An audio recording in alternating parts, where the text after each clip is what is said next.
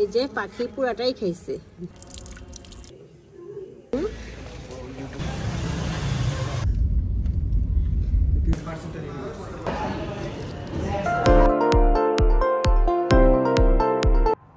আসসালামু আলাইকুম, তৌফিকেস ওয়ার্ল্ডের সবাইকে আরও একবার স্বাগত জানিয়ে নতুন আরেকটা ভিডিও নিয়ে চলে আসলাম। কাছেও দূরে, দেশ এবং দেশের বাহিরে যে যেখান থেকে বসে আমার আজকের এই ভিডিওটা দেখছেন, আশা করছি আল্লাহর অশেষ রহমতে অনেক ভালো আছেন। রোজার মাস বিকেলবেলা একদমই ছাদে আসার সময় পাই না, তাই একটু বেলা থাকতেই ছাদে এসে আমি একটু লেবু গাছে কীটনাশক দিয়েছি, কারণ লেবুর পাতাগুলো কেমন যেন কুকড়ে যাচ্ছে, লেবুর ফুল আসছে, একটু ফলও ধরতেছে, তো ভাবলাম একটু কীটনাশক দিয়ে দিই। আর এদিকে একটা লাউ গাছ আছে, শীত চলে গেলেও দেখা যাচ্ছে এই সময়টাতেই কিছু পাতা ডগা ছেড়েছে, যেটা দেখে আমার অনেক ভালো লাগছে। শীতকালে অনেক চেষ্টা করেছিলাম এই গাছটা হওয়াইতে, বাট এটা হয় নাই, বারবারই পোকায় খেয়ে ফেলতো। এখনও পোকায় খাচ্ছে, তারপরও কেমনে জানি গাছটা একদম লতিয়ে গিয়েছে। তো পোকায় খাওয়া পাতাগুলো আমি কেটে দিচ্ছি। এই যে দেখেন শেষ সময়ে কি অবস্থা হয়েছে টমেটো গাছের। এখন আর টমেটো গাছ টিকবে না, কয়েকদিনের মধ্যেই মরে যাবে এই গাছটা, কারণ সিজন শেষ হয়ে গেছে একেবারে। আর অল্প কিছু টমেটো আছে, কিছু পাখি খাইছে। এই যে পাখি পুরাটাই খাইছে, দেখে অনেক শান্তি লাগতেছে। পাখি খাইলে আমার বেশ ভালো লাগে। পাখির খাবার আমি সুন্দর করে তৈরি করে দিচ্ছি গাছ লাগায়া। এখনকার যে টমেটোগুলো আছে একদম ছোট ছোট, আর এতদিন টমেটো নিছি কিন্তু বেশ বড় বড় সুন্দর, একদম অনেক বড় ছিল সেগুলা।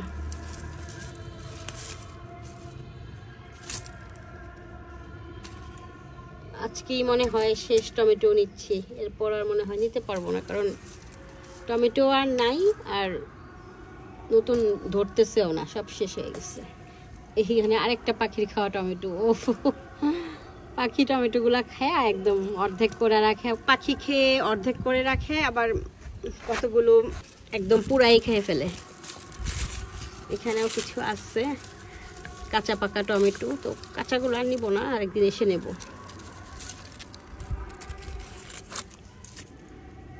বাসায় আরো অনেকগুলা টমেটো জমা আছে, গাছের টমেটো জমা আছে, এখন অনেক রোদ আছে।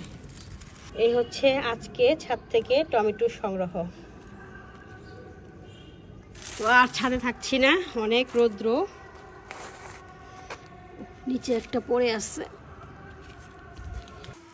তো আর ছাদে থাকছি না, অনেক রোদের মধ্যেই আজকে এই টমেটো নিতে আসছি, কারণ বিকেলবেলা তেমন করে সময় পাওয়া যায় না। আর এই যে টুকরিটা দেখতে পাচ্ছেন, এটা আমি ওই যে মালিবাগ চৌধুরী পাড়া রাস্তার ভ্যান থেকে কিনেছিলাম। এর আগের দিন আরেকটা ভিডিওতে দেখাইছিলাম কিছু জিনিসপত্র, তো সেদিন এরকম দুইটা টুকরি কিনেছিলাম, বেশ সুন্দর।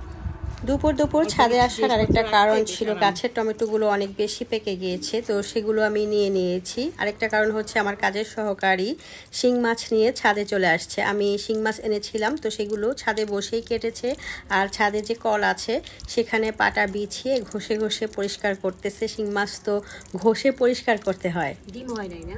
না, একটা ডিম হয়েছে। চৈত্র মাসে ডিম হয়। লোকটা বলতেছিল যে ডিম আছে, আরেকটা লোক নিচ্ছে, সে বলতেছিল যে ডিম আছে, তাহলে ভালোই হবে। ডিমটা আলাদা করে পেঁয়াজ দিয়ে রান্না করলে মজা। ভাজি বুঝি দিব না, ভাজি তো ওই যে মিষ্টি কুমড়া ফুলকপি আছে না, শুধু মিষ্টি কুমড়া ভাজি করবেন। তাজা মিষ্টি কুমড়া আছে, অল্প একটু ভাজি করলে ভাজা করতে গেছে, শুকনো ভাজা। শিং মাছ ঘষে পরিষ্কার করার পর বাসায় চলে আসছি, তারপর আর ভিডিও করি নাই। আর বাসায় এসে মাছগুলোর চামড়া তুলে ফেলেছি, সেটাও আর কি দেখাইতে পারি নাই। আর এখন যেটা দেখাচ্ছে সেটা হচ্ছে বিকেলবেলা আর কি ইফতারের আয়োজন করছি একদিকে, আর রাতের রান্নাও করছি। এখানে আমি বেগুনি ভেজে নিয়েছি, আর সাথে কিছু আলুর চপ আছে, খুবই অল্প আলুর চপ। তো আজকে খুব তাড়াহুড়া, তাই ভালোভাবে সব কিছু দেখাতে পারছি না। শিং মাছগুলোর চামড়া কিভাবে তুলেছি সেটাও তো দেখাইতে পারি নাই, তবে একটু শিং মাছ এখন রান্না করছি ইফতার গোছানোর ফাঁকে ফাঁকে রাতের জন্য, খুবই অল্প, কেবল আমার জন্য। আর আজকে সন্ধ্যার পর বাইরে যাব, হয়তো রাতে বাইরে ডিনার করে আসব, সেজন্য সেহরির জন্য অল্প একটু মাছ রান্না করছি, ওইটা কেবল আমার জন্য। ইফতার শেষ করে নামাজ পড়েছি, চা খেয়েছি, একটু রেস্ট নিয়েছি, তারপর আমরা বেরিয়ে পড়েছি। এখন যাব হচ্ছে আমরা তেজগাঁ। তেজগাঁ একটা গাড়ির শোরুমে যাচ্ছি, ওখানে একটা গাড়ি পছন্দ করে রেখে আসছি। তো আজকে ডেলিভারি দিবে, সেটা আনার জন্যই আমরা সবাই মিলে যাচ্ছি। আমাদের গলি থেকে একটু হেঁটেই গাড়িতে উঠতে হয়। আর আমাদের যে আগে গাড়ি ছিল সেই গাড়িটা অলরেডি সেল হয়ে গেছে, 2-3 দিন হয়েছে সেল হয়েছে। তার আগে আমরা 2 দিন শোরুমে ঘুরে আমরা গাড়ি পছন্দ করেছি, তারপর ওই গাড়িটাকে সেল করে দিয়েছি। আর আজকে যে গাড়িটা কিনেছি সেটা ডেলিভারির জন্য যাচ্ছি, তাই আমরা সবাই হাসি খুশিভাবে বের হয়ে গিয়েছি। তো রাস্তাঘাটে তেমন জ্যাম ছিল না, তাই খুবই অল্প সময়ের মধ্যে তেজগাঁ পৌঁছাতে পেরেছি। আমাদের যে আগের গাড়িটা ছিল সেটা অনেক পুরাতন। আমার বড় ছেলে যখন স্কুলে ভর্তি হয়েছে তখন ওই গাড়িটা কিনেছিল। আর এখন আমার বড় ছেলে মাশাল্লাহ কলেজে পড়ে, সো বুঝতেই পারছেন সেটা অনেক বেশি পুরান হয়ে গেছিল, তাই অনেক বেশি বদার হচ্ছিল এটা নিয়ে, সেজন্য এটা সেল করে দিয়ে আরেকটা গাড়ি আর কি নেওয়ার চিন্তা করেছি। আজকে হচ্ছে তৃতীয়বারের মতো গাড়ির শোরুমে আসলাম, সেটা হচ্ছে ডেলিভারি নিতে। এর আগে 2 দিন এসে বিভিন্ন শোরুমে ঘুরে ঘুরে গাড়ি দেখেছি যে এটা কিনবো না ওইটা কিনবো এরকম আর কি। এক পর্যায়ে আর কি এই গাড়িটা আমরা নিব, যেটা দেখলেন যে পরিষ্কার করতেছে। তো গাড়ি ডেলিভারি দেওয়ার আগে গাড়িটা খুব সুন্দর করে পলিশ করে ধুয়ে মুছে একদম ঝকঝক চকচক করতেছে। গাড়ির যে শোরুমটাতে গিয়েছি সেটার নামটাও কিন্তু দেখিয়েছি। তো ওখানে গিয়ে আমরা অনেক সময় ওয়েট করেছি, কারণ গাড়িটা রেডি করতে কিন্তু বেশ সময় লেগেছিল। সেই ফাঁকে আমার 2 ছেলে হাজব্যান্ড আরও গাড়ি দেখতেছিল, আর আমিও চিন্তা করলাম একটা শর্ট ভিডিও দেওয়া যাক, সেজন্য একটু শ্যুট নিচ্ছিলাম। আমার ছেলেকে বললাম যে একটু ভিডিও করে দাও, আর এই শর্ট ভিডিওটা কিন্তু চ্যানেলে আমি দিয়েছি। একবার দেওয়ার পর আমি ডিলিট করে দিয়েছি, তারপর আর কি আবার দিয়েছি, একটু সমস্যা ছিল সেজন্য ডিলিট করে দিতে হয়েছে। আমাদের একটু বসার দরকার ছিল, তো ওনাদের অফিসে যেয়ে বসতে বলছে, তো সেখানটায় আমার ভালো লাগে না, কারণ ওইটা অনেক বেশি কনজাস্টেড একটা জায়গা অফিস রুমটা, আর উপরে অনেক উঁচা সিঁড়ি দিয়ে উঠতে হয়, সেজন্য আর আমি ওইখানে যাই নাই। কারণ এর আগের দিন এসে তো বসে ওখানে কথা বলে টলে গিয়েছি, জানি যে ওই রুমটার ব্যাপারে, তাই বললাম যে না এই গাছের নিচে রাস্তায় আর কি বসবো। যদিও এই রাস্তাটা অনেক বেশি ব্যস্ত, গাড়ি ঘোড়া যাচ্ছে, অনেক বেশি আওয়াজ হচ্ছিল, তারপরেও এই জায়গাটা বসার জন্য কিন্তু খুবই ভালো। তো এর আগের দিন এসে এখানে দেখেছি অনেকে বসে আড্ডা দিচ্ছিল এই গাছতলার নিচে, তো ভাবলাম যে এখানটায় বসলেই ভালো লাগবে। তো গাছের নিচেই বসছি, পরে ওনারা আবার একটু রং চা দিয়েছে, তো রং চাটা ওই সময়টাতে অনেক বেশি দরকার ছিল। মনে মনে কিন্তু এটাই ভাবছিলাম একটু চা হইলে ভালো হইতো, আল্লাহ মনের কথা শুনেছে, চা দিয়ে গেছে। তো উপরে একটু শ্যুট করেছি, আকাশে কিন্তু সুন্দর চাঁদ উঠেছে। আর গাছটা দেখতে পাচ্ছেন, গাছটা দেখতে ভালো লাগছে না কারণ অনেক বেশি কারেন্টের তার ঝুলতেছে, তারপরও গাছের নিচে বসতে কিন্তু অনেক ভালো লাগতেছে। একটু বাতাসও দিচ্ছিল, সেই জন্য বেশ আরাম বোধ করছিলাম।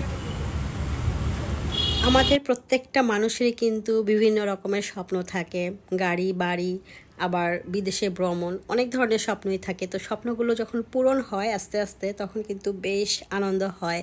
তো আল্লাহ চাইলে স্বপ্ন খুব জলদি পূরণ করে দিতে পারে, আবার না চাইলে অনেক দেরি হয়, কষ্ট করতে হয়। তো যাই হোক, আমাদের তো আগে থেকেই গাড়ি ছিল, তারপরও এখন সেই গাড়িটা চেঞ্জ করে নতুন গাড়ি নেওয়া হয়েছে আমাদের কাছে, এটা তো নতুন গাড়ি, সেজন্য আমার বাচ্চারা অনেক বেশি খুশি।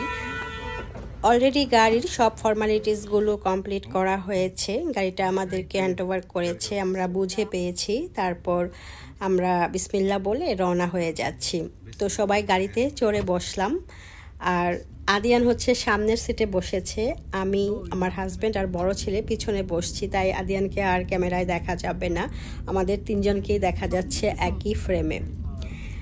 সো আলহামদুলিল্লাহ অনেক বেশি গুড ফিল করতেছি।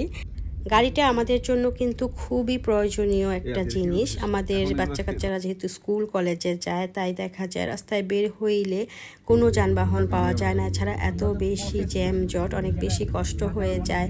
তাই স্বাদ এবং সাধ্যের মধ্যে একটা গাড়ি কিনে নিয়েছি, আর এটা আমাদের আসলে প্রয়োজন মেটানোর জন্য, কোনো শো অফ করার জন্য না। এছাড়া আগের গাড়িটাও দেখা যাচ্ছিল প্রতি মাসে অনেক বেশি প্যারা দিচ্ছিল, তাই একটু তাড়াহুড়া করেই এই গাড়িটা নেওয়া হয়েছে। আর এতে করে আমার 2 ছেলে তো মহা খুশি হয়েছে। ঈদের আগেই ওদের বাবা নতুন গাড়ি কিনে ফেলেছে। একে তো ঈদ হচ্ছে একটা বিশাল খুশি, তার মধ্যে নতুন গাড়ি, এতে করে খুশিটা ডাবল হয়ে গিয়েছে।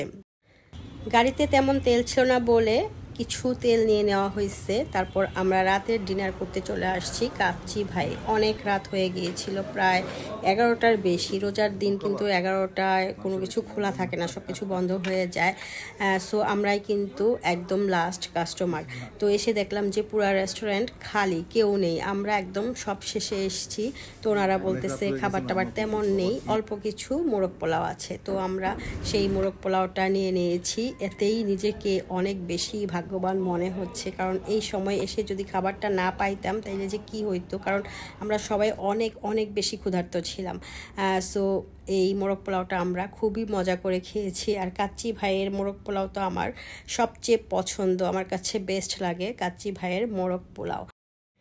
যাই হোক, এত রাতে এসে মোরগ পোলাওটা তো খেতে পারলাম, নিজেদেরকে অনেক বেশি ভাগ্যবান মনে করতেছি। একটা পার্সেল নিয়ে নিয়েছি ড্রাইভারের জন্য। আর দেখতে পাচ্ছেন পুরা রেস্টুরেন্টটা কিন্তু খালি। আমরা বের হয়ে গেলে এখানকার ওয়েটাররাও বের হয়ে যাবে। তো আমি আজকে একদম ভিডিও শেষ পর্যায়ে চলে আসছি। ভিডিওটা কেমন ছিল অবশ্যই কমেন্ট করে জানাবেন। ভিডিওটি যারা দেখেছেন যদি লাইক না দিয়ে থাকেন প্লিজ একটি লাইক দিয়ে দেবেন। আজকে এখানে বিদায় নিয়ে নিচ্ছি। আসসালামু আলাইকুম।